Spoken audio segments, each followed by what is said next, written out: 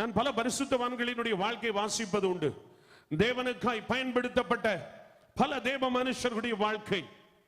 Elder Lucy turner என்கிற ஒரு சகோதரியை குறித்து வாசித்தேன். அமெரிக்காவில் ஒரு பட்டணத்திலே ஆல் நேஷன் பெண்டிகாஸ்டல் சர்ச் என்கிற ஒரு சபையில் அவர்கள் ஊழியக்காரியாய் இருந்திருக்கிறார்கள். அந்த சபையில ஏறத்தாழ 20,000 அந்த கிரச்சஸையும் அந்த ஊந்துகோல்கள் வீல் சேர்ஸ் சபையை சுற்றிலும் வைத்திருக்கிறார்கள். அவர்கள் ஊழியம் செய்த நாட்களிலே கர்த்தர் இந்த சகோதரியை வல்லமையாய் பயன்படுத்தி இருக்கிறார். சுகமளிக்கிற ஊழியத்திலே பயன்படுத்தி இருக்கிறார். ஏறத்தாழ 2 லட்சத்திற்கும் அதிகமான அற்புதங்கள் அடையாளங்கள் அவருடைய ஊழியத்திலே நடைபெற்றிருக்கிறது. ஹல்லேலூயா, ஹல்லேலூயா.